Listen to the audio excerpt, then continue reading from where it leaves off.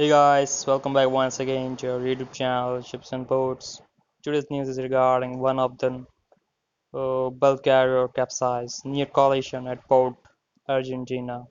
Bulk carrier Star Piera suffered engine failure while berthing at Port Cuquin, Argentina in afternoon March 26. Giant ship went out of control and was heading straight at Paya.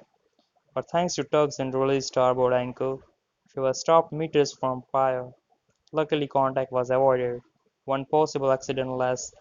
Shipping has more than enough problems with coronavirus BS, which problems dwarf all routine accidents.